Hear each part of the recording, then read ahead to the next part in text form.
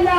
আগে আপনারা যারা মারা গেছে, যারা শহীদ হয়েছে, যাদের হাত নাই পাও নাই, গুলি খেয়ে মৃত্যুর সাথে পাঞ্জাবত আছে, তাদের সামনে আপনারা দাঁড়াবেন। আমি এখানে কোনো মানুষের কাছে আমি আজকে হাইকোর্টে গেছি, প্রেস ক্লাব জায়গা জায়গায় আমি আমার ছেলের বিচার চাচ্ছি। আমার পাশে এখন পর্যন্ত কোন একজন ব্যক্তি আসে নাই। তা আমি বলতে চাই, আমার মতো যারা বাবার, আমার একটাই সন্তান ছিল, আমার আর সন্তান নেই। আমি জানি না আমার লাশটা কাঁদে লওয়ার মতো আর তো কেউ নাই।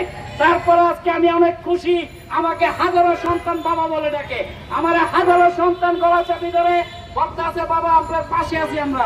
তো ইনশাআল্লাহ আমরা এই বাংলার মাটিতে চাই দ্রব্য মূল্য, সামাজিক ভাবে কোন চাঁদাবাদের জায়গা ধরে বাংলার মাটিতে না হয়। এই বাংলার জমিনে আমেরিকার জানাজা আপনারা কেউ করবেন না। বিবি হারুনকে, বিপ্লব কুমার সরকারকে ইমিডিয়েটলি ধরে এই বাংলার জনগণের সামনে ফাঁসি দিতে হবে। এই দাবি